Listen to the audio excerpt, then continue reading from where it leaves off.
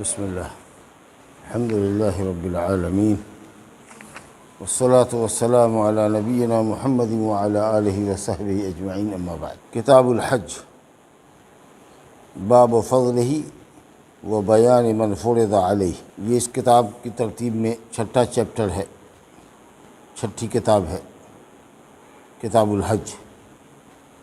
آپ سب جانتے ہیں کہ حج اسلام کے 5 رکنوں میں سے ایک رکن ہے، جیسا کہ پچھلے درس میں بھی ہم نے گنایا تھا کہ اسلام کے 5 ارکان ہیں۔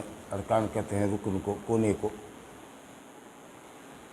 جس میں مین چیز تو شہادتین ہیں، اشہد ان لا الہ الا اللہ و اشہد ان محمد عبدہ و رسولہ، اللہ تعالیٰ کی وحدانیت کی اور محمد صلی اللہ علیہ وسلم کی عبدیت و رسالت کی، وہ اللہ کے بندہ اور رسول۔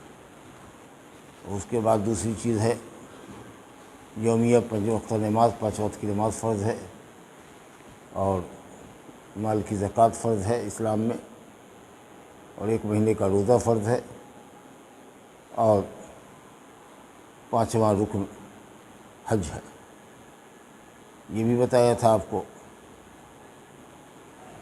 یا آپ جانتے ہوں گے کہ نماز یومیہ عبادت ہے، جمعہ ہفتہ واری عبادت ہے، زکوٰۃ سالانہ عبادت ہے، سوائے کسان کے یا باغ والے کے جس کے باغ میں انگور اور کھجور آتے ہوں، اور کھیتی کرنے والوں کے جن کے یہاں فصلیں دانے کی تیار ہوتی ہے۔ تو جب فصل تیار ہوگی، ہمارے یہاں 2 فصل عام طریقے سے تیار ہوتی ہے، دھان کی اور گیہوں کی، تو ان دونوں موقع پر جب مال 5 وسق کو پہنچ جاتا ہے، جس کا وزن 9 کنٹل ہے، بعض علماء نے 7.5 کنٹل کہا، تو 9 کنٹل اگر دھان ہو جائے یا 9 کنٹل گیہوں ہو جائے، یا ایک موسم میں جتنا کچھ ہوتا ہے سب ملا کے اگر 9 کنٹل ہو جائے، کھیت والے کو اور بٹائی کرنے والے کو، ہم کو الگ ہو، کھیت والے کو الگ ہو، بٹائی کرنے والے کو الگ ہو، جس کسی کے پاس بھی 9 کنٹل غلہ آتا ہے، چاہے بٹائی کر کے آوے کہ کھیتی سے آوے، اس پر زکوٰۃ واجب ہوتی ہے۔ اور 5واں رکن جو ہے تو بہرحال زکوٰۃ اور روزہ سالانہ عبادت ہے، اور حج جو ہے وہ پورے عمر میں 1 مرتبہ حج اور عمرہ فرض ہے۔ یہ اللہ تعالیٰ کا بڑا احسان ہے، کیونکہ حج میں مشقت بہت ہے، اور اگر تکرار کے ساتھ اگر یہ فرض کر دی جاتی تو لوگ اس کی طاقت نہیں رکھتے۔ یہ اللہ کا بڑا احسان ہے کہ حج کو اللہ نے، حج اور عمرے کو 1 مرتبہ پوری زندگی میں فرض کیا ہے، جب آدمی عاقل ہو، بالغ ہو، بلوغت کے بعد سے لے کر کے موت کے وقت سے پہلے تک اس پر 1 مرتبہ فرض ہے۔ پھر عبادتوں میں ایک چیز اور بھی غور سے دیکھیے آپ کہ متنوع عبادات ہیں، یہ بھی 1 مرتبہ سے زیادہ ہم کہہ چکے ہیں کہ اللہ تعالیٰ بندے کا امتحان لینا چاہتا ہے۔ تو کچھ عبادت ایسی ہے جس کا تعلق ہماری بدنی طاقت سے، اس میں مال خرچ نہیں ہوتا، جیسے نماز پڑھنے کے لیے آپ آتے ہیں، اس میں کوئی مال نہیں لگتا ہے۔ زکوٰۃ ہے، وہ صرف مالی ہی عبادت ہے، اور حج جو ہے اس میں جسم زیادہ لگتا ہے، مال کم لگتا ہے، الا کہ دور دراز سے لوگ آ گئے تو مال بھی لگتا ہے اور جسمانی طاقت بھی لگتی ہے۔ تو اس سے کچھ علماء نے کہا ہے کہ حج بدنی عبادت بھی ہے اور مالی عبادت بھی ہے۔ ان عبادتوں میں دیکھیے تو کچھ عبادتیں کرنے کی ہیں جن کو ہم بجا لاتے ہیں، جیسے نماز بجا لاتے ہیں، زکوٰۃ دیتے ہیں، حج کے بھی ارکان ہیں، طواف ہے، صفا مروہ کی سعی ہے، منی میں، عرفات میں، مزدلفہ میں ٹھہرنا ہے، جمرات کو، پیلرز کو کنکری لگانا ہے، جانور ذبح کرنا ہے، یہ سب کچھ کرنے کے کام ہوتے ہیں۔ اور روزے کو اگر دیکھیے تو روزہ صرف ترک کا نام ہے، روزے میں کچھ نہیں آپ کو کرنا، صرف کھانا چھوڑنا ہے، پینا چھوڑنا ہے، بیوی چھوڑنی ہے، جھوٹ چھوڑنا ہے، غلط کام چھوڑنا ہے، وہاں کرنا کچھ نہیں ہے آپ کو۔ روزہ نام ہے ترک کرنے کا، صوم مانے ترک۔ نماز تو ہمیشہ فرض ہے، رمضان میں بھی فرض ہے، نہیں سمجھ رہے؟ تو روزہ جو ہم رکھتے ہیں اس میں صرف چھوڑتے ہیں، ہم کھانا چھوڑتے ہیں، پینا چھوڑتے ہیں، اور شہوت چھوڑتے ہیں، اور جو غلط چیزیں ان کو چھوڑتے ہیں۔ تو کچھ چیزیں عبادتوں میں کرنے کی ہے، کچھ چیزیں چھوڑنے کی ہے، کچھ عبادتیں جسمانی ہیں، کچھ عبادتیں مالی ہیں۔ دیکھیے، اور سب واجب ہے، فرض ہے، تاکہ بندے کا امتحان ہو کہ کسی کے لیے اگر مال مانگیے ہزاروں ہزار دے دے گا، لیکن اس کو نماز پڑھنے کے لیے مت کہیے، بہت بوجھل ہے اس کے لیے نماز، بہت بوجھل ہے، پہاڑ پر چڑھ جائے گا لیکن کہے گا نماز 5 وقت کی پڑھو نا، اس کے لیے تیار نہیں۔ کتنا آدمی ہے زکوٰۃ تو خوب دیتا ہے، نفلی صدقہ بھی لٹاتا ہے، لیکن کہیے روزہ رکھنا ہے 30 دن تو اس کو بھوک پیاس کی شدت برداشت نہیں ہو رہی ہے، پیسہ لے لیجیے لیکن روزہ مت کہیے رکھنے کے لیے۔ سال میں 4 مرتبہ عمرہ کے لیے جائے گا، 10 لاکھ روپیہ خرچہ کرے گا، یہ اس کو منظور ہے، لیکن روزہ رکھنا بھاری پڑتا ہے۔ تو اس طریقے سے متنوع عبادات، مختلف عبادات اللہ نے بندوں پر فرض کر کے بندوں کا امتحان لیا کہ تم سب امتحان میں پورے اترتے ہو کہ نہیں اترتے۔ جیسے کمپٹیشن کا ایگزام ہوتا ہے، بڑے بڑے کمپٹیشن ہوتے ہیں، تو سائنس کا بھی کچھ سوال ہے، کچھ میتھ بھی ہے، کچھ جی کے بھی ہے، کچھ یہ بھی ہے، کچھ وہ بھی ہے، سب کو ٹیسٹ کیا جاتا ہے، صرف ایک مادہ نہیں ٹیسٹ کیا جاتا ہے، پورے طریقے سے دیکھا جاتا ہے کہ یہ سب سبجیکٹ میں ٹھیک ہے کہ نہیں، مجموعی اعتبار سے۔ تو اس لیے یہ اسلام میں بھی ہے کہ نماز بھی آپ کو پڑھنا ہے، زکوٰۃ آپ پر واجب ہے تو وہ بھی دینا ہے، بخارت کو قریب نہیں آنے دینا ہے، روزہ بھی آپ کو رکھنا ہے، 12 گھنٹہ 14 گھنٹہ 15 گھنٹہ بھوک پیاس کی شدت برداشت کرنی ہے، اور اگر اللہ نے صاحب مال بنایا ہے تو زکوٰۃ بھی دینی ہے، اور اس سے زیادہ اللہ نے مال والا بنایا ہے تو ایک مرتبہ حج بھی کر لینا ہے، عمرہ اور حج۔ تو یہ اصل میں اس میں یہ حکمت ہے عبادات جو اللہ نے مختلف طرح کی رکھی ہے۔ تو بہرحال فرائض اسلام، اسلام کے جو اہم فرائض ہیں، ارکان اسلام جن کو کہتے ہیں، وہ 5 ہیں۔ ایک تو شہادتین ہے جس کا تعلق ہمارے عقیدے اور اقرار سے ہے، اور 4 چیز عمل سے ہے، جی عمل سے نماز اور زکوٰۃ اور روزہ اور حج، یہ عملی عبادت ہے، چاہے وہ عمل بجا لانے کا ہو یا عمل ترک کرنے کا ہو۔ گناہ چھوڑنا بھی عمل ہے، کھانا پینا چھوڑنا روزے میں اللہ کی عبادت کے لیے یہ بھی عمل ہے، جیسے نماز پڑھنا عمل ہے، زکوٰۃ دینا عمل ہے، حج کرنا عمل ہے، اسی طریقے سے گناہ چھوڑنا بھی عمل ہے، کھانا پینا چھوڑنا بھی اللہ کے لیے یہ بھی عمل ہے، عبادت ہے، سمجھ آئے گا۔ بہرحال حج کا معنی ہوتا ہے قصد کرنا، حج کا معنی ہوتا ہے قصد کرنا، اور یہاں جو اسلام میں حج ہے اس کا مطلب کیا کہ بیت اللہ شریف کا قصد کرنا مخصوص دنوں میں مخصوص اعمال کی بجاوری کے لیے، مخصوص دن، یہ اس لیے کہا کہ حج ہمیشہ نہیں ہوتا ہے، حج کے خاص ایام ہیں، سمجھا نا۔ حج کی نیت کر کے مکہ آدمی پہنچے گا عید کے دن، رمضان کے بعد جو پہلی شوال ہے اس دن سے نیت کر کے اگر پہنچے گا تب ہوگا۔ اور حج کے ارکان اور کام شروع ہوتے ہیں 8 تاریخ سے، 8 ذی الحجہ، 8، 9، 10، 11، 12، 13، 5 دن کا آپریشن ہے وہ، حج کا کام 5 دن میں ہوتا ہے، قربانی کے مہینے میں 8 سے لے کر کے 13 تک، سمجھا کہ جبکہ عمرہ سالوں بھر ہوتا ہے۔ تو اس لیے کہا گیا کہ حج ہے مخصوص ایام میں، 8 تاریخ سے لے کر کے 12 تاریخ تک، کم سے کم زیادہ سے زیادہ 13 تاریخ تک۔ اس میں مخصوص اعمال کی بجاوری کا نام اللہ کی عبادت کے لیے طواف کرنا، صفا مروہ کی سعی کرنا، مینا میں رہنا، عرفات جانا، مزدلفہ آنا، کنکری لگانا، بال مڈوانا، جانور ذبح کرنا، 11، 12 کو کم سے کم اور 13 کو تینوں پیلر کو کنکری لگانا، جب مکے سے چلو تو پھر ایک مرتبہ الوداعی طواف کرو۔ یہ جو مخصوص اعمال ہیں، ان مخصوص اعمال کی مخصوص دنوں میں، فکس ڈیٹ میں، سمجھا کہ نہیں، 8 تاریخ سے لے کر کے 12 تاریخ کے درمیان میں اعمال کی بجاوری کا نام ہے حج، تقرب اللہ کے لیے، اللہ تعالیٰ سے نزدیکی حاصل کرنے کی، یہ اصل بنیاد ہے۔ اور یہی معنی عمرہ کا بھی ہے، عمرے کے معنی بھی قصد آتا ہے، کعبۃ اللہ کا قصد کرنا مخصوص عمل کی بجاوری کے لیے، اس کے لیے دن متعین نہیں ہے، سالوں بھر کر سکتے ہیں۔ تو جس میں میقات پر جاتے ہیں، جو جگہ مقرر ہے حاجی اور کے لیے، عمرہ کرنے والے کے لیے کہ باہر سے آ رہا ہے تو وہاں سے وہ بغیر احرام کی چادر میں بغیر نیت کیے ہوئے نہیں جا سکتا، تو وہاں سے جانا ہے آدمی کو، عمرے کی نیت سے مکہ پہنچ کے طواف کرے گا، صفا مروہ کی سعی کرے گا اور بال چھوٹا کرا کر حلال ہو جائے گا، بس 2 گھنٹے کا کام ہے عمرہ۔ مکہ پہنچنے کے بعد 1 گھنٹہ طواف میں، 1 گھنٹہ سعی میں، حد سے حد، بال چھوٹا کر دیے پورے سر کا، اور عورت ہے تو صرف تمام بالوں سے ایک چوٹی سے یا کئی چوٹی بنائی ہوئی ہے تو اس چوٹی سے ایک انگلی کے پوڑ کے برابر بال کاٹ لیں گے۔ تو یہ عمرہ میں اتنا ہی ہوتا ہے، طواف اور صفا مروہ کی سعی اور بال چھوٹا کاٹ۔ اور حج میں طواف بھی ہے، سعی بھی ہے، اور منی، عرفات، مزدلفہ جس کو مشاعر مقدسہ کہتے ہیں، مقدس مقامات جو دین کی علامات ہیں، جہاں جہاں حضرت ابراہیم خلیل اللہ ٹھہرے تھے اللہ کی عبادت کے لیے، ان تمام مقامات پہ جانا اور عبادت کرنے کے لیے ٹھہرنا، یہ عبادت ہے۔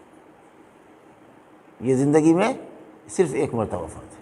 اقرع بن حابس رضی اللہ عنہ نے کہا کہ یا رسول اللہ کیا ہر سال حج فرض ہے؟ تو نبی صلی اللہ علیہ وسلم خاموش رہے، وحی کا انتظار کیا۔ اس کے بعد جب وحی آئی تو کہا کہاں گیا پوچھنے والا؟ کہا کہ اگر میں کہہ دیتا ہاں تو ہر سال حج فرض ہو جاتا اور تم اس کی طاقت نہیں رکھتے۔ تو ایک مرتبہ فرض ہے، اس کے بعد آدمی حج کرتا ہے تو نفل کرتا ہے۔ ایک مرتبہ عمرہ واجب ہے، اس کے بعد عمرے پر عمرہ کرتا ہے تو یہ نفل ہے۔ لیکن کب عمرہ اور حج واجب پھر ہو جائے گا؟ ایک مرتبہ تو شریعت نے مالدار پر واجب کیا، اب پھر کب کوئی عبادت واجب ہو جاتی ہے جو واجب نہ ہو؟ جب آدمی نذر مان لے، منت مانے، ایسا ہو جائے گا تو میں ایک حج کر دوں گا۔ تو اپنا حج اگر آپ ادا کر چکے ہیں فرض، تو آپ جائیے منت والا حج پورا کیجیے۔ کون بولا تھا آپ کو منت ماننے کے لیے؟ لیکن اگر مان لیا تو آپ کو کرنا ہے، عبادت کی منت مانی ہے تو ایسا ہو جائے گا تو میں ایک عمرہ کر کے آؤں گا۔ میری بیٹی کی شادی ہو گئی تو میں اللہ کے شکرانے میں جا کر کے عمرہ کر کے آؤں گا۔ میں اللہ کے لیے عہد کرتا ہوں کہ میں ایک عمرہ کروں گا۔ تو وہ کام اگر اللہ تعالیٰ نے کر دیا اپنے فضل سے، حالانکہ منت سے کچھ ہوتا نہیں ہے، وہ صرف دل کی تسلی اور تشفی، اور حدیث میں آیا کہ بخیل کے مال کے نکلنے کا ذریعہ ہے۔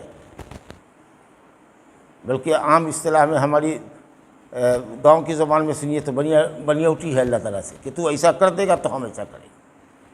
ارے تم عبادت کرو، اللہ رب العالمین سے دعا کرو، امید رکھو، وہ کرے گا۔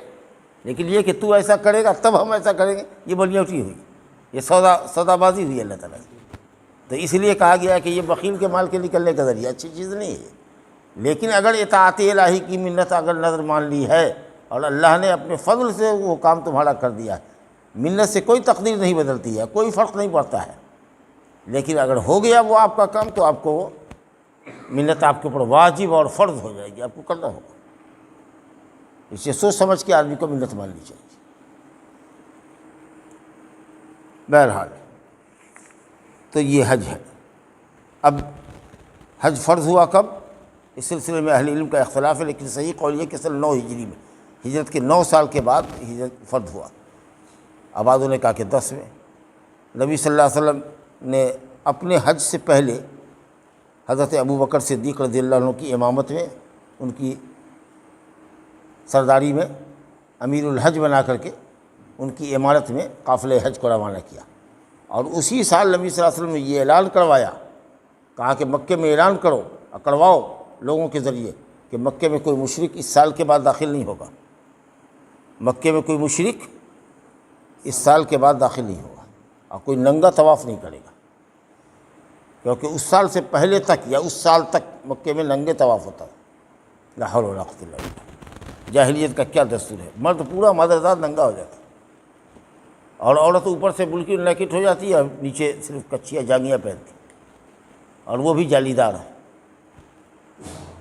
لا حول ولا قوت الا باللہ۔ مگر یہ کہ جو قریش تھے، جو کعبہ کے پروہت تھے، نگہبان تھے، اگر وہ کسی اپنا لباس کسی مرد کو دے دیتے تو وہ کپڑے میں کرتا، یا ان کی عورتیں اگر کسی عورت کو دیتی تو وہ اس کے کپڑے میں کرتی، کیونکہ قریش اپنے کو بہت پوتر سمجھتے تھے اور ان کا کپڑا پاک سمجھا جاتا تھا۔ دوسری دنیا کی تھنکنگ یہ تھی کہ ہم بھلا ایسے کپڑوں میں کیسے طواف کریں جن کپڑوں میں ہم نے اللہ کی نافرمانی کی، اسی جیسے اللہ نے مادرزاد پیدا کیا ویسے طواف کریں۔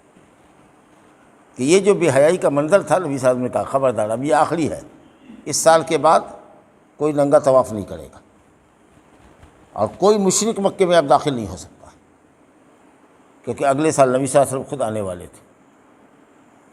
بہرحال جب ماحول بالکل پاک صاف ہو گیا تو 10 ہجری میں آپ 1,00,000 صحابہ یا کچھ کم و بیش کے ساتھ آپ نے حج کیا۔ اب وہی پہلا اور آپ کا آخری حج تھا، وہی پہلا آخری حج ایک ہی ہوا، لیکن اس کو حجۃ الوداع کہتے ہیں کہ آپ نے اس میں اشارہ دیا کہ میں دنیا سے رخصت ہونے والا ہوں، یہ الوداعی حج ہے میرا، رخصتی کا حج۔ اور ہر ایک رکن کرنے کے بعد آپ کہتے تھے، حدیث آئے گی طواف کرتے تھے اور کہتے تھے سیکھ لو طواف کرنے کا طریقہ، ہو سکتا ہے کہ میں اس سال کے بعد حج نہ کروں۔ صحیح کرتے تھے، صفا مروہ کہتے تھے سیکھ لو، ہو سکتا ہے کہ میں اس سال کے بعد حج نہ کروں۔ تو اسے اس کو حجۃ الوداع کہتے ہیں، وداع معنی رخصت، سمجھا؟ بڑی فضیلت ہے اس کی، حج کی بڑی فضیلت ہے، اور کس پر حج فرض ہے اس کا بیان آئے گا اس چیپٹر میں۔ تو انشاءاللہ کتاب الحج کا جو پہلا باب ہے وہ باب و بیان فضل الحج، حج کی فضیلت کا بیان، وہ بیان من فرض علیہ، اور جس پر حج فرض ہے اس کا بیان۔ جہاں تک حج کی فضیلت کا سوال ہے اور حج کی منفعت تو بے شمار ہے۔ اللہ نے کہا لیشہدوا منافع لہم، بہت سی منفعت ہے حج میں، بہت ساری منفعت ہے، ثواب تو بے شمار ملتا ہے۔ ایک نماز پڑھیں گے وہاں تو 1,00,000 نماز کے برابر ہے۔ لوگوں سے تعارف ہوتا ہے، مختلف رنگ و نسل کے، ساری دنیا کے کونے کونے سے لوگ آدمی آتے ہیں حج میں، آپ ان سے تعارف کریں گے، متعارف ہوں گے، تعارف سے پہچان بنتی ہے، محبت بڑھتی ہے۔ پھر آدمی میدان عرفات کے اندر جو ٹھاٹھے مارتا ہوا انسانی سمندر دیکھتا ہے، جہاں تک نگاہ جا رہی ہے آدمی ہی آدمی نظر آ رہا ہے، اللہ اکبر۔ تو اس بڑے مجمع کو دیکھ کر کے میدان محشر اس کو یاد آتا ہے کہ جو اللہ دنیا کے کونے کونے سے آدمی کو آج کی ایک مقررہ تاریخ میں 9 ذی الحجہ کو میدان عرفات میں جمع کرنے پر قادر ہے، کیا وہ اللہ اس بات پر قادر نہیں ہے؟ بلا شبہ کہ وہ حضرت آدم علیہ السلام سے لے کر کے دنیا کے آخری انسان تک کو میدان محشر میں جمع کر دے۔ اور جب آدمی سلا ہوا کپڑا اتار کر کے 2 سفید چادر پہنتا ہے تو کفن کی یاد آتی ہے، کیسے ہی آدمی کفن میں لپٹ کے جاتا ہے، سمجھا کہ نہیں؟ بہرحال پہلے زمانے میں عجیب معاملہ تھا، پہلے زمانے میں سفر بہت مشکل تھا، حج کا سفر بڑا لمبا ہوتا تھا، یہاں سے لوگ بمبئی جاتا تھا، پانی کا جہاز لیتا تھا، سمجھا کہ نہیں؟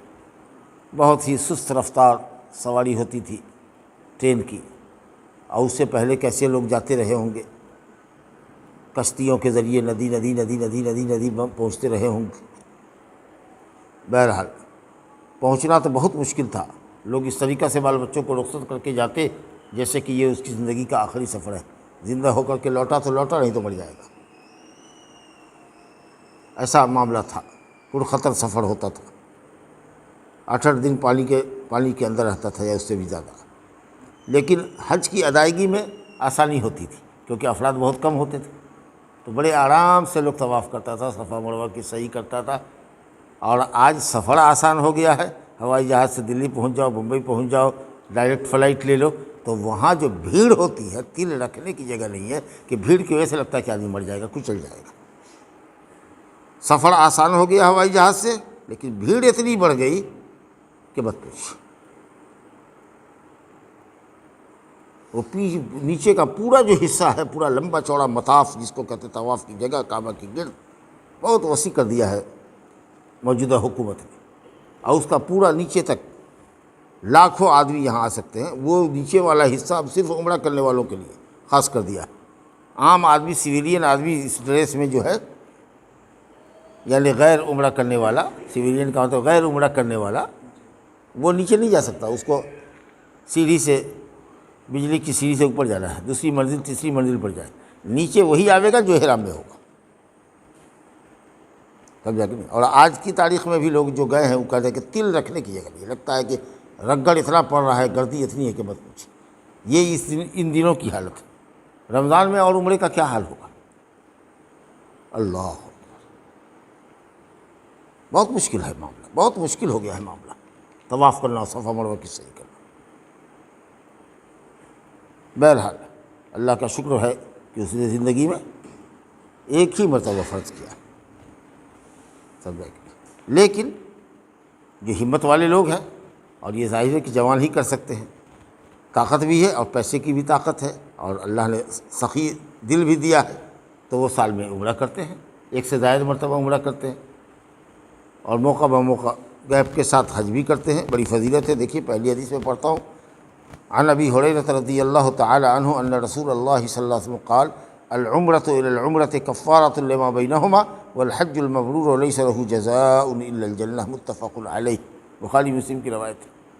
سب سے مضبوط حدیث وہی ہوتی ہے یہ متفق علیہ، جس کو ذکر کیا ہو امام بخاری نے، امام مسلم نے، دونوں نے اتفاق کیا ہو اس حدیث کو اپنی اپنی کتاب میں ذکر کرنے پر۔ یہ حدیث کی سب سے مضبوط حدیث ہوتی ہے قسموں میں۔ حضرت ابو ہریرہ رضی اللہ عنہ سے روایت ہے کہ رسول اللہ نے فرمایا ایک عمرہ دوسرے عمرے تک کے درمیان میں ہونے والی غلطیوں کا کفارہ ہے۔ ایک آدمی نے عمرہ کیا آج کی تاریخ میں، پھر 6 مہینے کے بعد جائے گا عمرہ کرنے کے لیے، اس درمیان میں جو گناہ ہوں گے یہ عمرہ ان گناہوں کا کفارہ ہوگا۔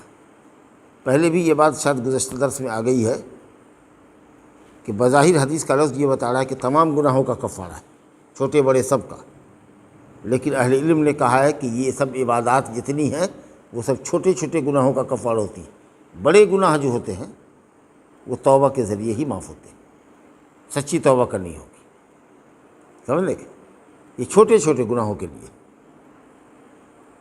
تو بہرحال ایک عمرہ دوسرے عمرے تک کے درمیان کے صغائر، جس کو کہتے ہیں صغائر اور کبائر، سنے ہو نا، صغائر گناہ، صغیرہ معنی چھوٹے گناہ، اور کبائر کبیرہ کی گناہ، جس کے کرنے والے کو کہا کہ یہ لعنتی ہے، وہ اللہ کا غضب ہو، پھٹکار ہو، وہ آدمی میرا امتی نہیں ہے، نبی صلی اللہ علیہ وسلم نے فرمایا ہو، جس کے کرنے والے کو اسلام نے سزا دی ہو، جس کے کرنے والے کو جہنم کی وعید سنائی ہو، یہ سارے گناہ کبائر ہوتے ہیں، وہ سچی توبہ سے معاف ہوتے ہیں۔ باقی جو صغائر ہیں چھوٹے چھوٹے جو کبائر کی کیٹیگری میں نہیں آتے، وہ الحمدللہ عبادتوں کے ذریعے، وضو کے ذریعے، نمازوں کے ذریعے، عمروں کے ذریعے، حج کے ذریعے سب معاف ہوتے ہیں۔ تو کہا کہ ایک عمرہ دوسرے عمرے تک کے درمیان کے گناہوں کا کفارہ، بہت اچھی بات۔ والحج المبرور لیس له جزاء الا الجنہ، عمرے کا ثواب تو یہ ہے کہ گناہوں کا کفارہ ہے، لیکن حج کا ثواب کتنا بڑا ہے وہ دیکھیے، کہا الحج المبرور، حج مبرور کی جزا سوائے جنت کے کچھ نہیں۔ جس نے حج مبرور کر لیا وہ جنت میں ہی جائے گا، اس کا ٹھکانہ صرف جنت ہی ہے اور کہیں نہیں۔ اب یہ حج مبرور کیا ہے؟ حج مبرور کے اندر اہل علم نے کہا کہ 4 شرطیں ہونی چاہیے۔ وہ حج جو صرف اللہ سبحانہ تعالیٰ کی رضا اور خوشنودی کے لیے کیا جائے، ریا اور نمود کے لیے نہیں کہ حاجی صاحب کہلاوے، حاجی صاحب حاجی صاحب حاجی صاحب، اب حج کر کے آئے خالی کہے گا او پورا سر بھائی، کیسے آدمی تم حاجی ہے، بیچارے کو حاجی نہیں کہتے ہو، خالی نام لے کے پکارتے ہو۔ حاجی صاحب کو بھی خوشی ہے کہ لوگ ہم کو حاجی کہیں، سمجھا کہ نہیں؟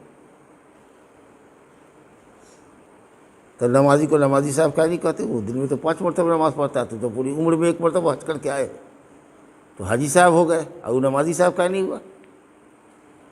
تو اسی لیے ہم حج نہ کریں کہ ہم حاجی صاحب کہلائیں، اللہ کی رضا اور خوشنودی کے لیے، عبادت کے لیے، گناہوں کی بخشش کے لیے دعا کریں، حج کریں کہ اللہ ہم سے راضی ہو اور ہم کو جنت عطا فرمائے۔ تو پہلی صفت تو یہ ہونی چاہیے کہ اللہ کی رضا اور خوشنودی، جس کو اخلاص اور للہیت، اللہ کے لیے، اس کی رضا اور رغبت کے لیے۔ دوسری شرط بنیادی یہ ہے کہ نبی صلی اللہ علیہ وسلم کی سنت کے مطابق ہو، کیونکہ اگر نبی صلی اللہ علیہ وسلم کے طریقے سے ہٹ کے آپ کیجیے گا تو آپ کا حج نہیں ہوگا۔ اس لیے نبی صلی اللہ علیہ وسلم نے حج کیا، اور ہر رکن کے بعد، ہر ایک منسک کے بعد، ہر ایک عمل کے بعد آپ کہتے تھے لوگوں حج کا طریقہ سیکھ لو مجھ سے، ہو سکتا ہے میں حج نہیں کروں گا، اس کا مطلب ہے کہ میرے طریقے سے ہٹ کے اگر حج کرو گے تو حج قبول نہیں ہوگا۔ اور یہ صرف حج ہی میں نہیں ہے، کوئی بھی عبادت۔ آپ نے کہا سلو کما رأیتمونی اصلی، اے لوگوں اس طرح نماز پڑھو جس طرح مجھ کو نماز پڑھتے ہوئے دیکھتے ہیں۔ تو جو صحیح حدیثیں ہیں نماز کی، ان طریقے کے مطابق، صحیح حدیثوں کے مطابق نماز پڑھیں گے تب ہوگا۔ جتنے مال میں جتنی زکوٰۃ ہونی چاہیے اس حساب سے زکوٰۃ دیجیے گا تو زکوٰۃ قبول ہوگی۔ لوگ نکالتا تھا من سیرا، من میں 1 سیر، تو 40 من میں 1 من، من سیرا 40 من میں 1 من، یہاں شریعت کہتی ہے 10 من میں 1 من یا 20 من میں 1 من، وہ نکالتا ہے من سیرا، 40 میں 1 سیر، تو 40 من میں 1 من، جبکہ شریعت کہتی ہے کہ اگر آسمان کی بارش سے ہوئی ہے تو 10 من میں 1 من نکالو گے، تب جبکہ وہ 9.5 کنٹل ہو جائے تب، اور اگر خود پٹا کے فصل تیار کیے ہو تو 20واں حصہ لگے گا، 20 من میں 1 من۔ یہ جاہلوں کی اپنی شریعت ہو گئی، من میں 1 سیر، 40 من میں 1 من، یہ کون قاعدہ ہوا؟ شریعت نے تو کہا 20 من میں یا 10 من میں، یہ 40 من میں کہاں سے آ گئی رے بھائی؟ اب بتائیے، تو زکوٰۃ ہوگی ادا؟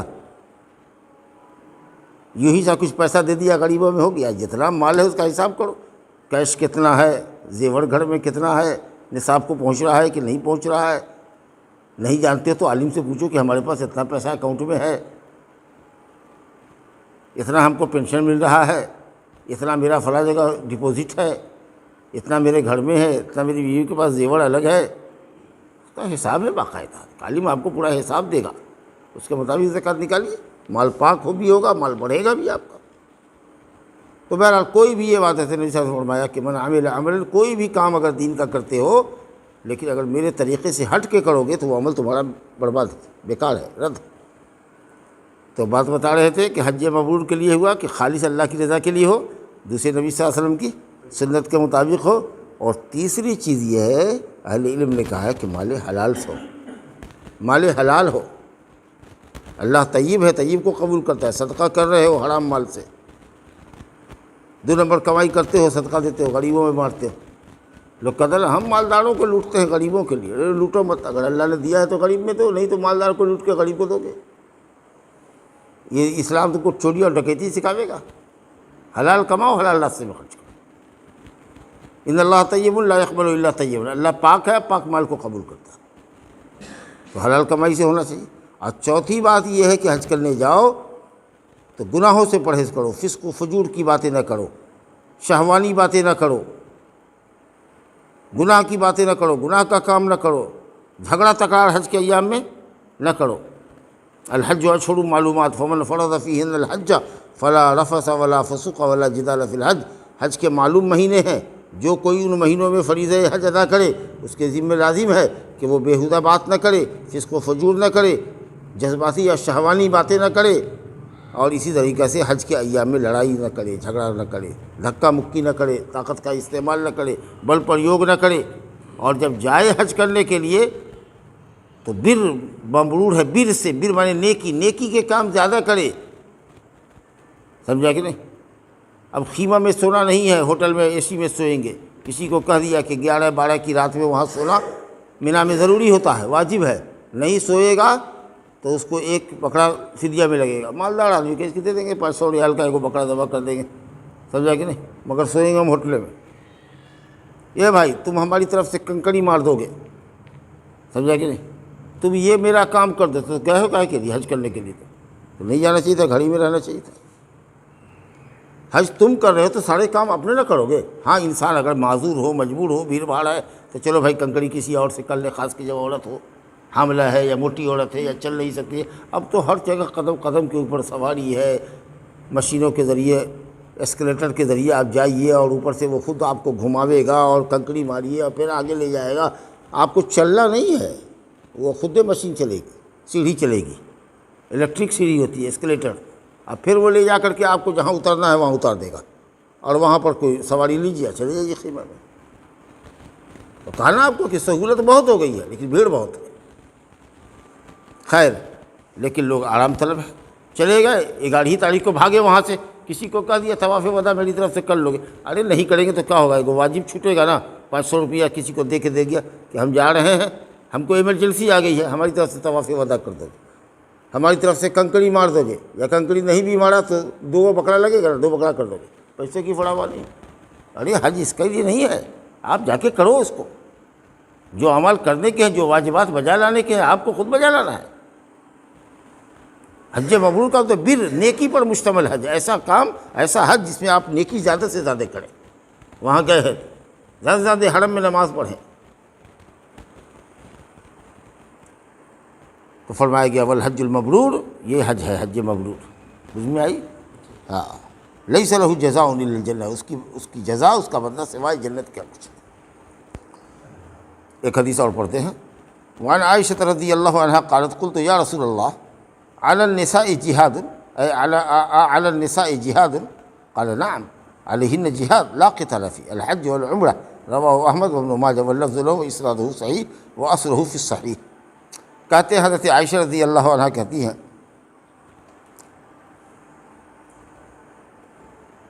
کہ میں نے کہا یا رسول اللہ کیا عورتوں پر جہاد ہے؟ جہاد کیا ہوتا ہے؟ جہاد ہوتا ہے کوشش اور طاقت کو اللہ کا کلمہ بلند کرنے کے لیے خرچ کرنا۔ جو بھی کوشش آپ سے ہو سکتی ہے، جتنی بھی طاقت اللہ نے دی ہے، اس کو اللہ کا دین بلند کرنے کے لیے، اللہ کا کلمہ بلند کرنے کے لیے کہ دین غالب ہو، وہی دین، وہی کلمہ، اللہ کا کلمہ مراد اللہ کا دین غالب ہو، اس کے لیے اپنی پوری کوشش صرف کرنا۔ اس کے لیے ہوتا ہے کبھی طاقت کا استعمال ہوتا ہے، جب حاکم وقت کہے کہ چلو لڑائی ہے، قتال کرنا ہے مشرک سے، تب وہ جہاد ہوتا ہے، جیسا کہ صحابہ کرام نے جہاد لڑی، فتوحات ہوئی اور پھر صحابہ کرام کے دور تک رہی اور رہی،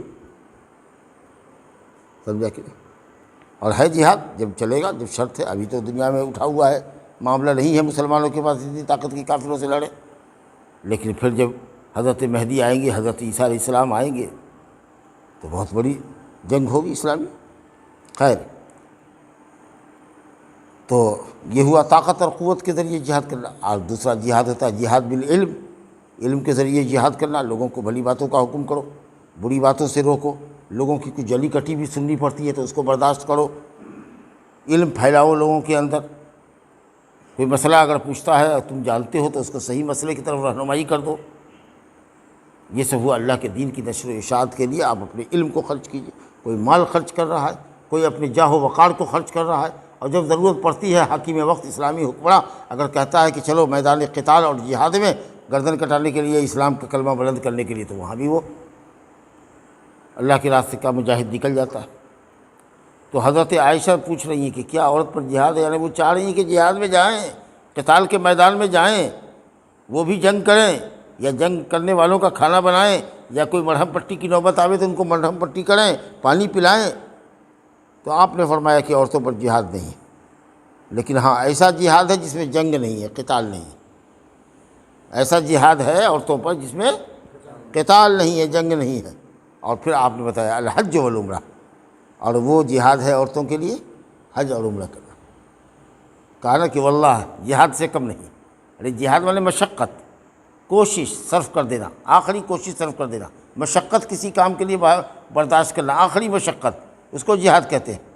جیسے مجاہد جو جاتا ہے لڑائی کے میدان میں، تو اسی طریقے سے کہا نا کہ آج کل جانا تو آسان ہے اگر پیسہ ہے تو، 5 اسٹار ہوٹل میں روم لے لینا، بک کر لینا آسان ہے، لیکن طواف کرنے میں اور صحیح کرنے میں جو دھکا مکی ہوتی ہے اور جو پریشانی ہوتی ہے وہ کرنے والا ہی جانتا ہے۔ اور گزشتہ زمانے میں جانا بہت مشکل تھا، لیکن وہاں جا کے طواف کرنا بہت آسان تھا۔ 100 سینکڑا آدمی رہتے تھے، 1000 2000 رہتے تھے، 5000 رہتے تھے، اب 50 لاکھ ہوتے، 40 لاکھ ہوتے۔ سرکاری آنکڑا باہر سے آنے والے کا 20 لاکھ 25 لاکھ 30 لاکھ ہوتا ہے، اور جو اندرونی لوگ ہوتے ہیں پرمٹ والے، اور جو بغیر پرمٹ والے ہوتے ہیں گھسپیٹھیا، کدھر راستے سے گھس گئے، گورنمنٹ کی پولیس کو چکمہ دے کر کے حج کرنے چلے گئے، تو وہ سب کو اگر کر لیجیے گا تو وہ آدھا کروڑ رہتا ہے، اور ایک ہی جگہ پر ہے۔ اب سوچئے اگر ہر سال مالداروں پر حج فرض ہوتا اور دنیا کے سارے مالدار آ جاتے تو مکے شہر میں جگہ کافی ہوتی۔ یہ بھی ایک اللہ کی حکمت ہے کہ اس کو زندگی میں ایک ہی مرتبہ رکھا، کبھی آپ جا رہے ہیں، کبھی کوئی اور جا رہا ہے، کبھی کوئی اور جا رہا ہے، کبھی کوئی اور جا رہا ہے، اور کبھی تو ایسا ہوتا ہے کہ کئی بستیوں کو بھی اگر دیکھیے گا تو ایک بھی وہاں سے حاجی نہیں جاتا، اور اس کے بعد بھی اتنی بھیڑ ہے۔ تو بہرحال عورتوں کے لیے جہاد میں شرکت ضروری نہیں ہے، اگر وہ جہاد کا ثواب پانا چاہتی ہے تو الحمدللہ اس کے لیے جہاد ہے ایسا جس میں قتال نہیں ہے، جنگ نہیں ہے، لیکن مشقت میں وہ جہاد سے بھی کم نہیں ہے، اور وہ ہے عمرہ اور حج کرنا۔ ھذا وباللہ توفیق۔ کہتے ہیں حدیث تو صحیح ہے، لیکن اس کی اصل یعنی بنیادی طور پر یہ حدیث کہاں ہے؟ صحیح میں، بخاری شریف۔